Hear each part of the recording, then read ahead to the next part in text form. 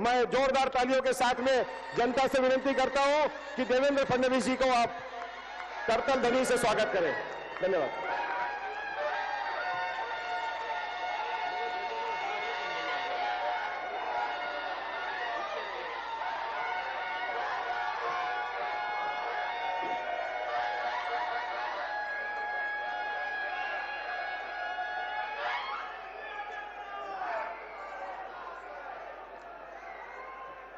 भारत माता की, भारत माता की, वंदे वंदे। बोल सियाबल रामचंद्र की, पवन सुत हनुमान की, उमापति महादेव की। बोलो जी भाई सब संतन की, सनातन हिंदू धर्म की, गो माता की, भारत माता की, भारत माता की, भारत माता की।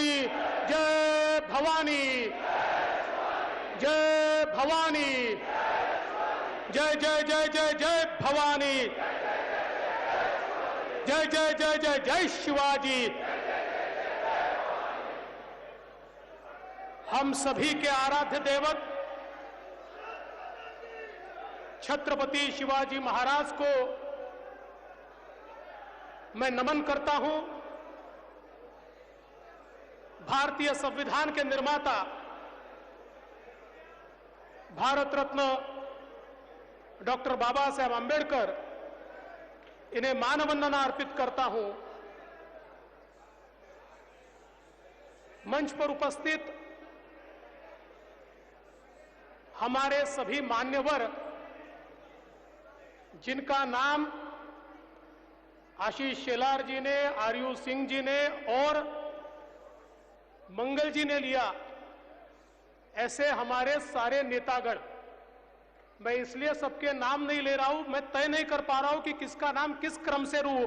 ऐसे अतिरथी महारथी सारे भारतीय जनता पार्टी के मंच पर बैठे। हमार भाई और बहन का हालचाल बा? सब ठीक हो ना? अब आया आवाज।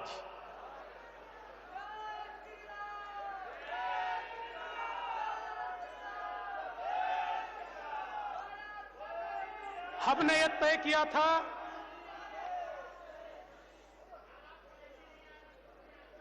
हिंदी भाषी महासंकल्प सभा होगी। वैसे तो 1 महीना पहले ही आरयू सिंह जी और सारे लोग मेरे पास आए और इन्होंने मुझसे समय लिया और उत्तर भारतीय मोर्चा का कार्यक्रम होगा। इसी बीच मुख्यमंत्री जी ने एक सभा घोषित कर दी तो हमारे मीडिया ने चला दिया उत्तर भारतीय मंच का कार्यक्रम नहीं, तो मुख्यमंत्री के सभा को उत्तर देने का कार्यक्रम ये यहां पर होगा। वैसे मैं एक बात कहना चाहता हूं, कल की सभा को वो कह रहे थे मास्टर सभा, मास्टर सभा, मास्टर सभा। पूरा भाषण सुनने के बाद हमारे ध्यान में आया लाफ्टर सभा, लाफ्टर सभा, लाफ्टर सभा।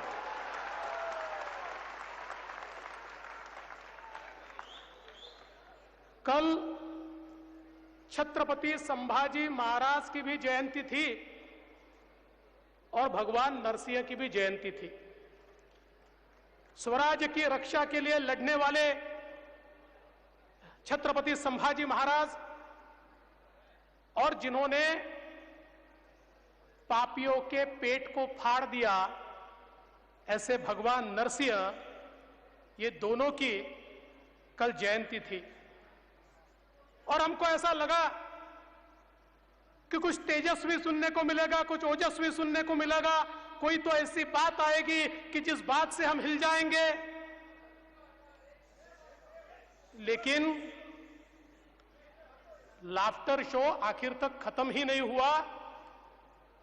वही चीजें हमको सुनने को मिली, कोई नई बात हमको सुनने को नहीं मिली। और कल के भाषण में कह रहे थे हमारे एक मित्र, 100 सभाओं की बाप सभा। बोले 100 सभाओं की बाप सभा, सही बात है। 100 किसके साथ होते हैं? कौरवों के साथ। पांडवों के साथ 5 होते हैं। कौरवों की सभा कल हुई, पांडवों की सभा यहां हो रही है।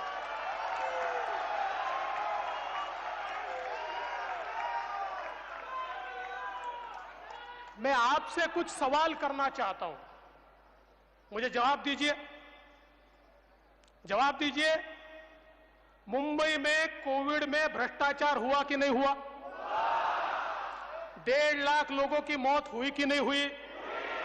पालघर में साधुओं की निर्मम हत्या हुई कि नहीं हुई? वसूली के आड़ आने वालों को मनसूख हिरेन बनाया कि नहीं बनाया? 100 करोड़ की वसूली के लिए गृह मंत्री जेल में गया कि नहीं गया? दाऊद का दोस्त जेल में होते हुए भी मंत्रिमंडल में है कि नहीं है?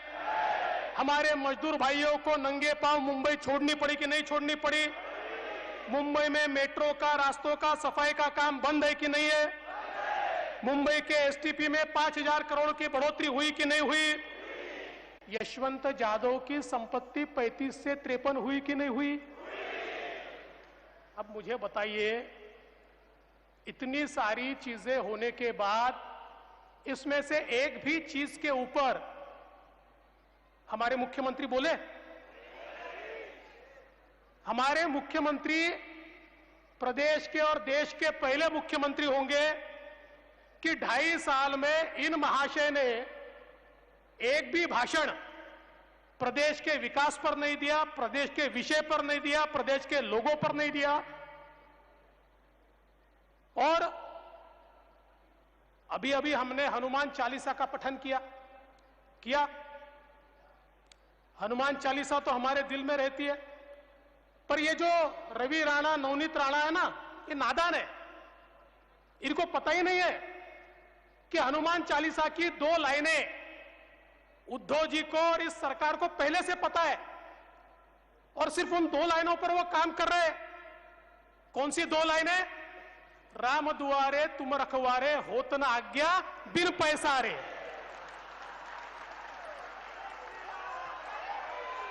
राम दुआरे तुम रखवारे, होत न आज्ञा बिन पैसारे।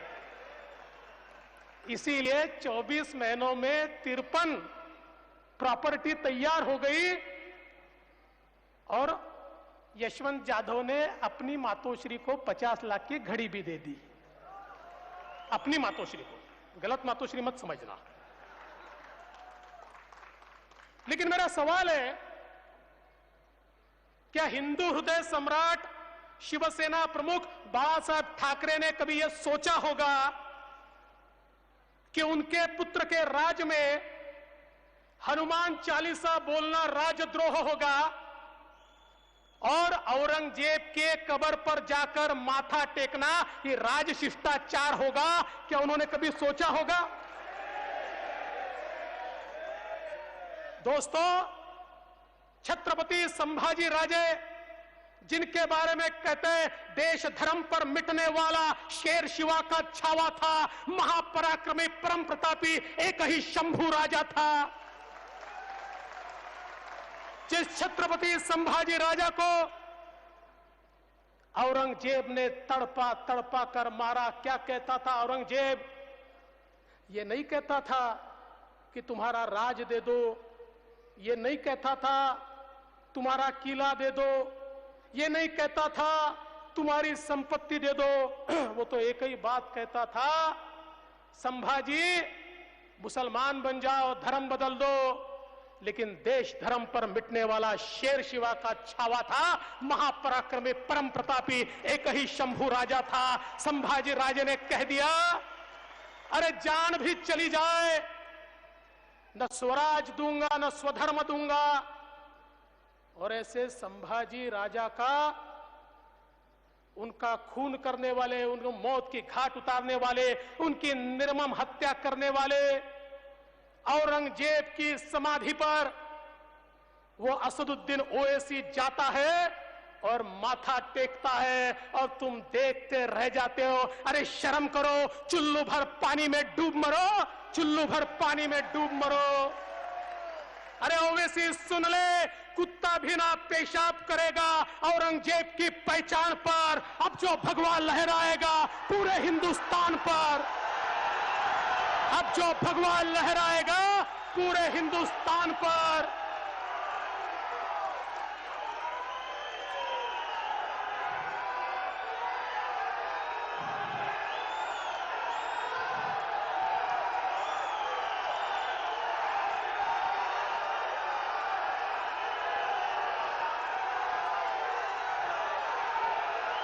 जो छत्रपति शिवाजी महाराज का नाम लेते थे, उन्होंने तलवारें म्यान कर दी होगी, लेकिन हमने अपनी तलवारें म्यान में नहीं रखी। हम मुकाबला करेंगे, डट के करेंगे, ठोक के करेंगे।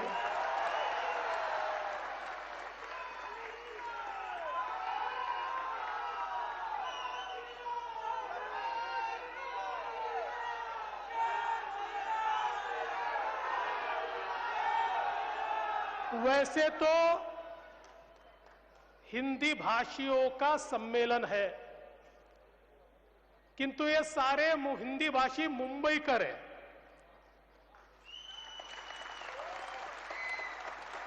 और इन मुंबईकरों को मराठी भी समझता है, लेकिन एक मुंबईकर ऐसा है, वो है तो मुंबईकर, पर ढा रहा है मुंबई पर कहर। ऐसे मुंबईकर को मुझे कुछ बताना है, इसलिए आज मैं मराठी में भी बोलने वाला हूं।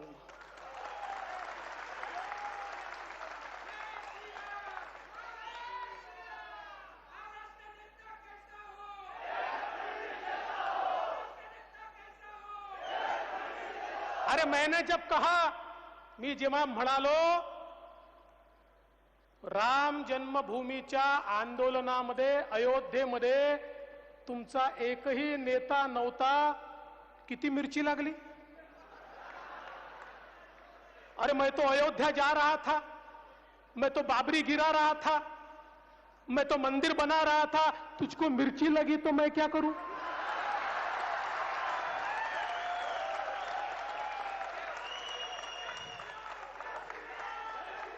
अरे हा, मी गेलो तो बाबरी पाडण्याकरता, याचा मला अभिमान आहे। अरे उद्धवजी, 1992 साली फेब्रुवारीत मी नगरसेवक झालो, जुलैमध्ये मी वकील झालो आणि डिसेंबरमध्ये नगरसेवक ऍडव्होकेट देवेंद्र फडणवीस बाबरी पाडायला गेला होता।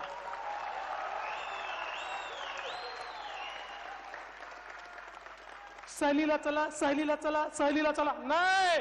अरे लाठी गोली खाएंगे, मंदिर वही बनाएंगे, ये कहते हुए गए थे। क्या कहते हुए गए थे? लाठी गोली खाएंगे, मंदिर वही बनाएंगे। तुम्ही गेले होते सहलीला, आम्ही नव्हतो गेलो सहलीला। अरे तेव्हा तर सोडाच, त्याच्या 1 वर्ष आधी ज्यावेळी पहिली कार सेवा झाली आणि आमच्या कोठारी बंधूंना त्या ठिकाणी मारलं, तरी देखील भगवा झेंडा त्या बाबरी ढाच्याच्या वर आमच्या कोठारी बंधूंनी लावला। त्याही कार सेवेला हा देवेंद्र फडणवीस गेला होता। आणि नुसता गेलाच नव्हता, अनेक दिवस बदायूंच्या जेलमध्ये देखील होता। आज भी बदायूं के जेल की वो सलाखें याद है, जहां पर हम राह देखते थे कि चलो हम तो पहुंचे हैं, कोई तो शिवसेना वाला पहुंचेगा, पहुंचेगा, पहुंचेगा, कोई नहीं आया। हम इंतजार करते रहे, कोई नहीं आया। आणि एवढंच नाही, त्याच्याही आधी 19व्या वर्षी त्या ठिकाणी काश्मीरमध्ये हिंदूंवर अत्याचार चालू झाला तर विद्यार्थी परिषदेसोबत त्या काश्मीरमध्ये देखील जाऊन आतंकवाद्यांचा मुकाबला करण्याकरता तिथे मनोबल वाढवण्याकरता गेलेला हा देवेंद्र फडणवीस आहे. आम्ही 5 स्टारचं राजकारण नाही केलं, जमिनीवरचं राजकारण केलंय. और जब भी जाते थे, जेव्हा जेव्हा गेलो, तिकीट काढायला पैसे होते पण ठरवलं राम तिकीट काढून जाओ. कधी तिकीट काढलं नाही, कुठल्या हॉटेलला झोपलो नाही, झोपलो तर प्लॅटफॉर्मवर, झोपलो तर त्या ठिकाणी फुटपाथवर, झोपलो तर मंदिरामध्ये. सगळ्यांसोबत संघर्ष केला. गोळ्या चालताना पाहिल्या, लाठ्या मारताना पाहिल्या, लाठ्याही खाल्ल्या, म्हणून इथपर्यंत पोचलो. सोन्याचा चमचा घेऊन पैदा झालेलो नाहीये. आणि जेव्हा त्या अयोध्यामध्ये बाबरी ढाचा पडत होता आणि आम्ही म्हणत होतो लाठी गोली खाएंगे, मंदिर वही बनाएंगे, तेव्हा सांगा शेपट्या कोणी टाकल्या होत्या आणि कुठे टाकल्या होत्या? कोणी टाकल्या होत्या आणि कुठे टाकल्या होत्या? आम्हाला एकदा सांगा उद्धवजी. आणि म्हणून कार सेवकों का मजाक उड़ाने वालों को मैं कहना चाहता हूं, अरे जब भी इस देश को आवश्यकता होगी हम फिर कार सेवक बनकर जाएंगे और इस देश की धर्म को, संस्कृति को और सुरक्षा को, उसकी रक्षा करने के लिए हम जाएंगे. काल चांगलं झालं. काय म्हणाले उद्धवजी? देवेंद्र फडणवीस यांनी पाय ठेवला असता तरी बाबरी ढाच्या खाली आला असता. केवढा विश्वास आहे माझ्यावर बघा.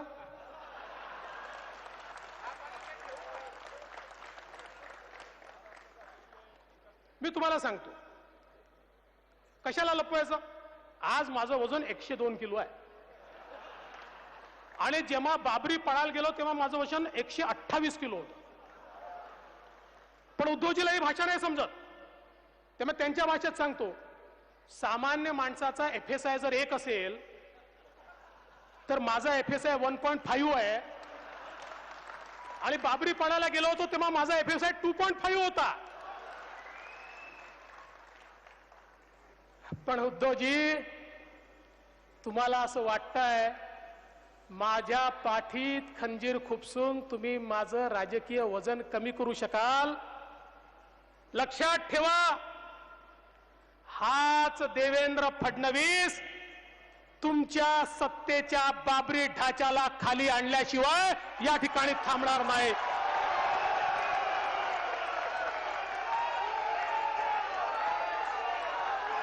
आणि लक्षात ठेवा, माननीय बाळासाहेब ठाकरे शरद पवारांना मैद्याचं पोतं म्हणायचे. शरद पवारांना मैद्याचं पोतं म्हणायचे. उद्धवजी त्याच मैद्याच्या पोत्याच्या पायावर नाक घासून तुम्ही मुख्यमंत्री झालात. वजनदार लोगों से संभल के रहना. जितना वजन ऊपर दिखता है ना उससे दुगना नीचे.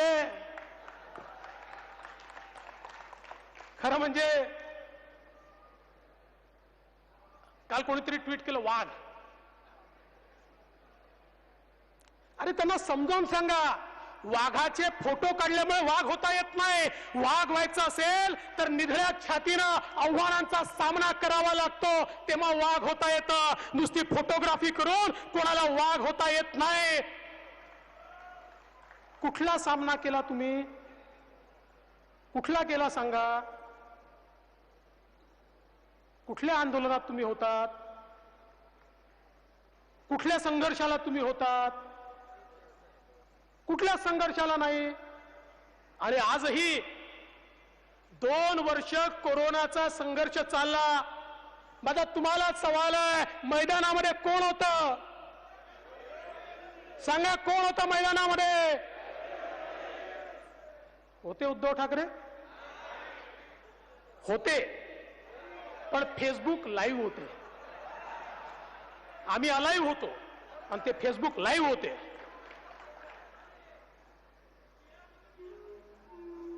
त्यामुळे खरं म्हणजे उद्धवजींनी सांगितलं की बाळासाहेब भोळे होते आणि मी धूर्त आहे. हे खरंच आहे. तुम्ही कुठल्याही ज्याला प्राण्यांची माहिती आहे त्याला विचारा, तो तुम्हाला सांगेल वाघ हा भोळाच असतो. पण धूर्त कोण असतो? कोण असतो? मी नाही सांगत, तुम्ही सांगा.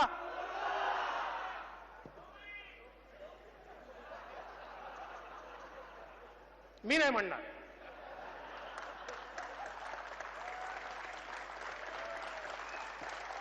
मी नाही म्हणणार.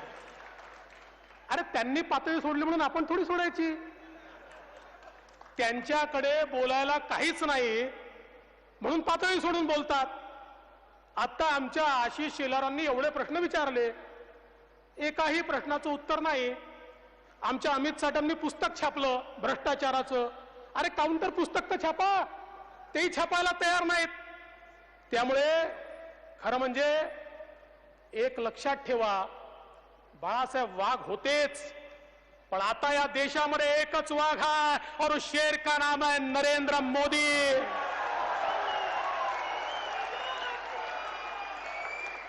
या देशात आता एकच वाघ आहे, ज्या वाघाचं नाव आहे नरेंद्र मोदी. अरे तुम्ही म्हणताना या ठिकाणी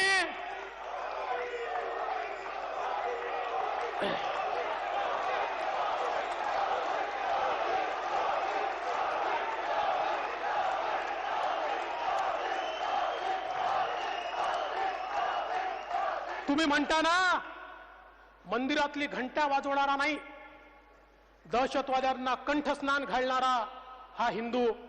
तर मग घ्या, दहशतवाद्यांना कंठस्नान घालणारा तुम्ही मानता तो हिंदू कोण? नरेंद्र मोदी. ज्या मोदीजींनी या भारतामध्ये आमच्या सैनिकांवर हल्ला केल्यानंतर थेट सर्जिकल स्ट्राईक केला आणि त्या ठिकाणी सीमेमध्ये घुसून मारलं, ते नरेंद्र मोदी. एअर स्ट्राईक करून त्या ठिकाणी दहशतवाद्यांना मारण्याचं काम केलं, ते नरेंद्र मोदी. अरे पाकिस्तानमध्ये आणि पाक व्याप्त काश्मीरमध्ये घुसून जो दहशतवाद्यांना ठोकून काढतो तो खरा हिंदू, आणि तो म्हणजे नरेंद्र मोदी. आणि म्हणून तुमचं हिंदुत्व हे गधाधारीचं आहे, ते गदाधारी नाही आहे. आणि तुम्ही म्हणाले आम्हाला लात मारली. अरे लात गधा मारतो. हा, जो खरा पैलवान असतो तो ठोकर मारतो, ठोकर. लात गधा मारतो, गधा.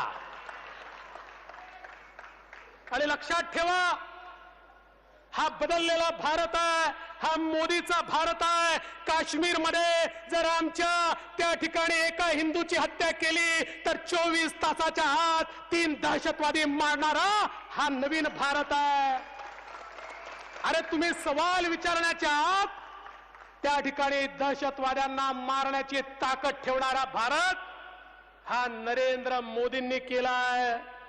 अरे तुमच्याकडे तो शर्जील आला, भारत तोडण्याच्या गप्पा केल्या, तो शर्जील निघूनही गेला आणि तुम्ही काहीच करू शकले नाही.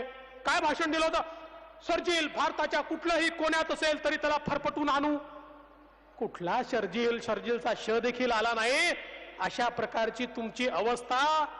आणि म्हणून खरं म्हणजे काय काय बोलले, काय काय बोलले. म्हणजे मला तर त्यांच्या शब्दात म्हणाले काय एकतर्फी प्रेमातनं ऍसिडच फेकतोय.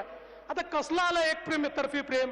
अरे 5 वर्ष तुम्ही आमच्यासोबत संसार केला, आमची संपत्ती घेऊन पळून गेला, दुसऱ्याशी लग्न केलं ना.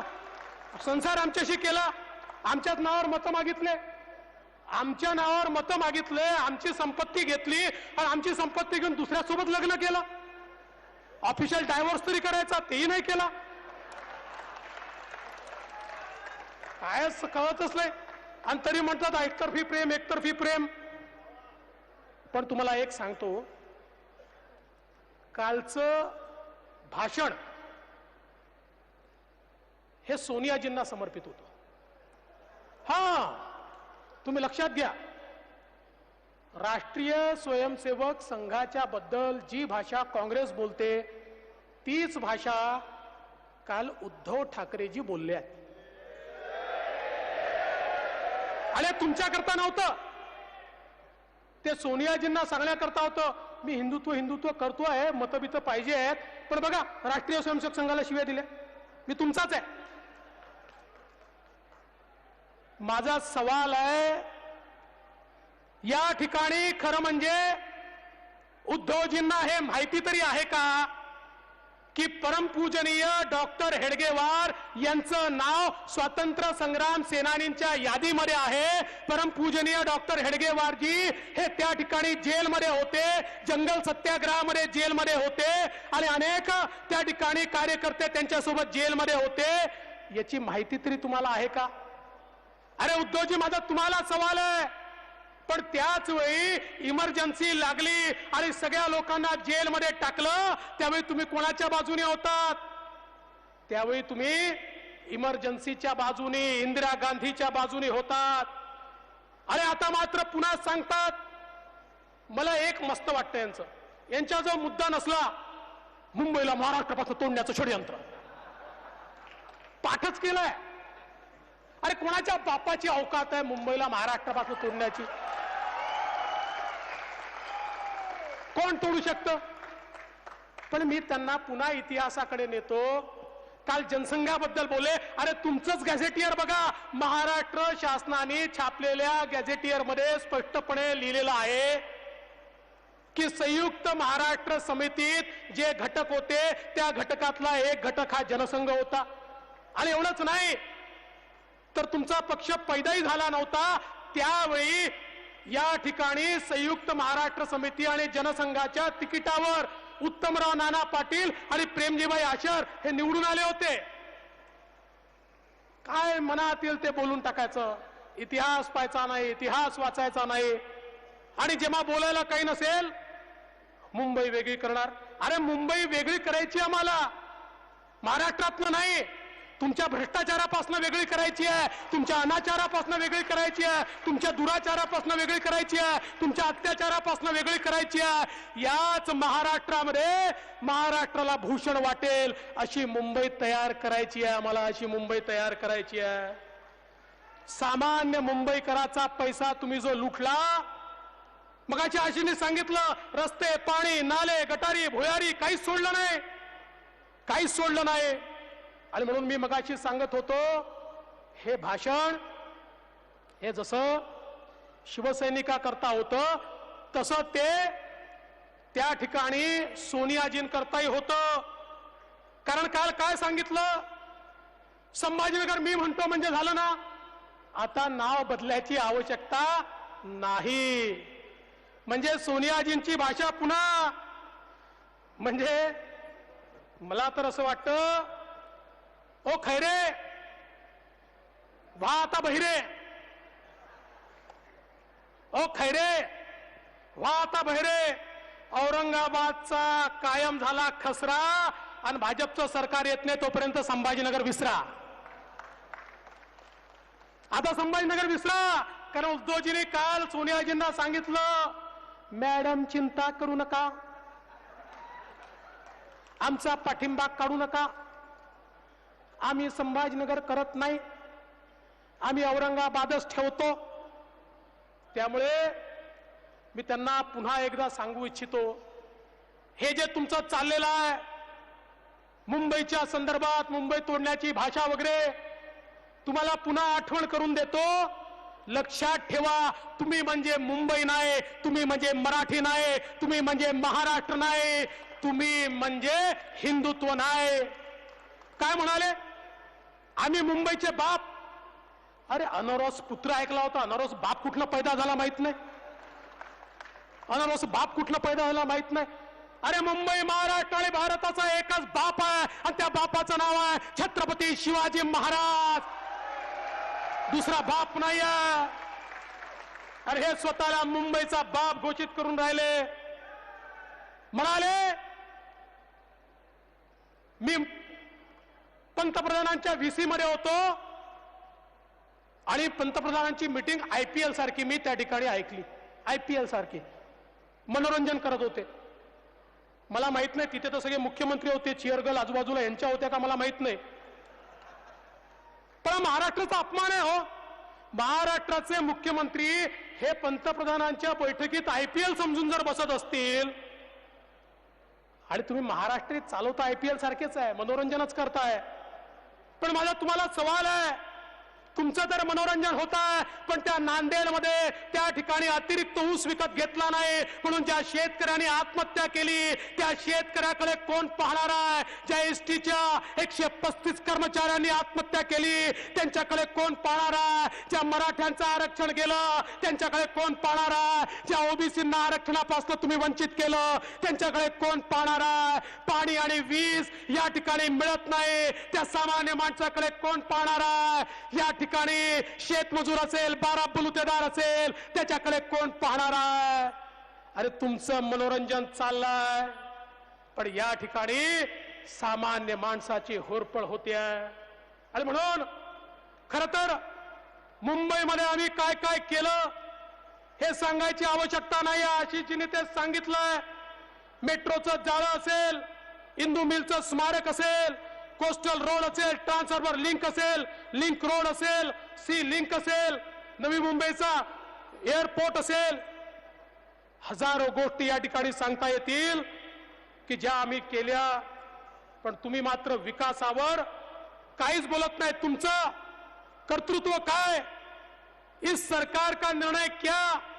दारू पर टैक्स कम, बार पर टैक्स कम, बिल्डरों को रियायतें, डेवलपरों को रियायतें और बचा खुचा माल, होत ना आज्ञा बिन पैसा रे, होत ना आज्ञा बिन पैसा रे. और मैं तो ये कहना चाहता हूं, अरे सामान्य आदमी का दुख तुमको कब पता चलेगा? अरे राजा राजमहल से बाहर निकलेगा तो ही ना पता चलेगा गरीब कैसा रहता है, कैसा जीता है, कैसा खाता है, कैसा पीता है. अरे राजमहल में बैठकर राज करने वाले इस बात को समझ नहीं सकते.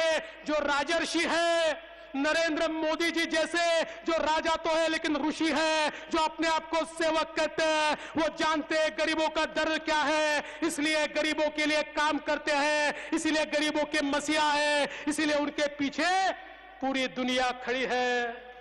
दोस्तों काय म्हणाले? सकाळचा शपथविधी, सकाळचा शपथविधी. अरे सकाळचा शपथविधी केला तो यशस्वी झाला नाही याचा मला आनंद आहे. पण यशस्वी जरी झाला असताना माझ्या मंत्रिमंडळामध्ये कुठला वाझे नसता. माझ्या मंत्रिमंडळामध्ये अनिल देशमुख आणि त्या नवाब मलिकला हिम्मत झाली नसती. आणि ज्या क्षणी दाऊदचा साथी मंत्रिमंडळात ठेवायचा की सरकारला लाद घालायची, ठोकर मारायची, हे आमच्या समोर विषय आला असता, त्यावेळी दाऊदच्या साथीदाराला मंत्रिमंडळात ठेवायच्या ऐवजी आम्ही त्या मंत्रिमंडळाला ठोकर मारली असती. पण आज त्याचंही समर्थन करतायत.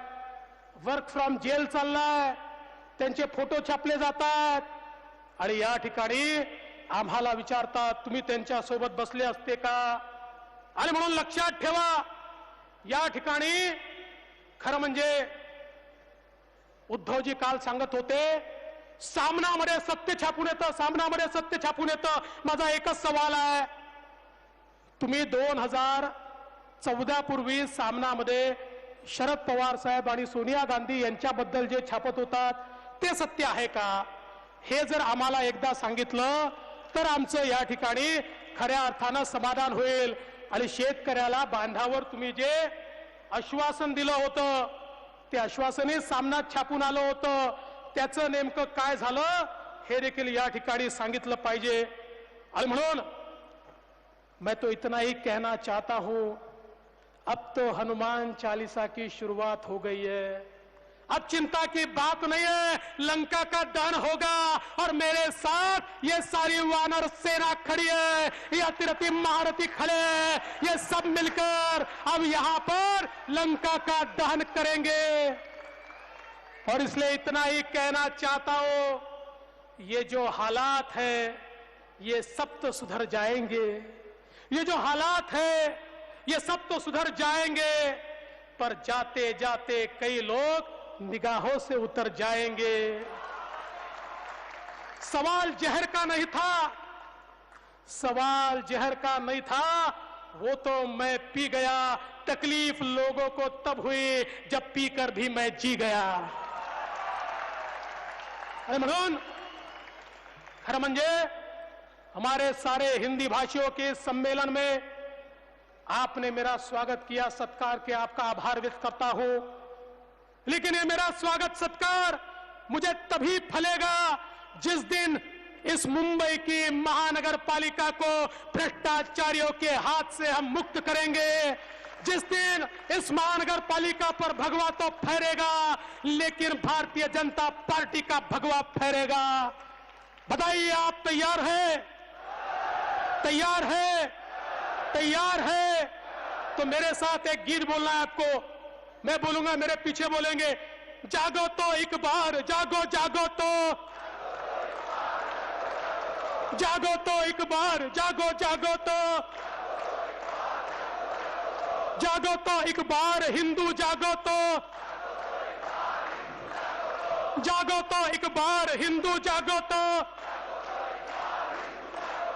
जागे थे वीर शिवाजी, जागे थे वीर शिवाजी, जागे थे वीर शिवाजी, भागे सारे दुश्मन पाजी, भागे सारे दुश्मन पाजी, मचा दिया संग्राम, जागो जागो तो, जागो तो एक बार हिंदू, जागो तो, जागो तो एक बार, जागो जागो तो। जागे थे गुरु गोविंद प्यारे, जागे थे गुरु गोविंद प्यारे, जागे थे गुरु गोविंद प्यारे, देश पे अपने लाल थे वारे, देश पे अपने लाल थे वारे, लुटा दिया परिवार, जागो जागो तो, लुटा दिया परिवार, जागो जागो तो, जागो तो एक बार, जागो जागो तो, जागो तो एक बार हिंदू, जागो तो। जागी थी झांसी की रानी, जागी थी झांसी की रानी, खूब लड़ी पर हार न मानी, जागी थी झांसी की रानी, खूब लड़ी पर हार न मानी, चमक उठी तलवार, जागो जागो तो, चमक उठी तलवार, जागो जागो तो, जागो तो एक बार हिंदू, जागो तो। जागे थे भगत सिंह दीवाने, जागे थे भगत सिंह दीवाने, फांसी झूले हार न माने, फांसी झूले हार न माने, मचा दिया संग्राम, जागो जागो तो, जागो तो एक बार हिंदू, जागो तो, जागो तो एक बार, जागो जागो तो। जागे थे कोठारी भाई, जागे थे कोठारी भाई, जागे थे कोठारी भाई, मंदिर पर ध्वजा लहराए, मंदिर पर ध्वजा लहराए, शुरू हुआ निर्माण, जागो जागो तो, जागो तो एक बार, जागो जागो तो। जागे हैं अब नरेंद्र भाई, जागे हैं अब नरेंद्र भाई, 370 दिए हटाए, आतंक का हुआ काम तमाम, जागो जागो तो, जागो तो एक बार, जागो जागो तो, जागो तो एक बार हिंदू, जागो तो। बोल सिया बोल रामचंद्र की, पवन सुत हनुमान की। उमापति महादेव की, बोलो जी भाई सब संतन की, सनातन हिंदू धर्म की, गौ माता की, भारत माता की, भारत माता की। जय हिंद, जय महाराष्ट्र।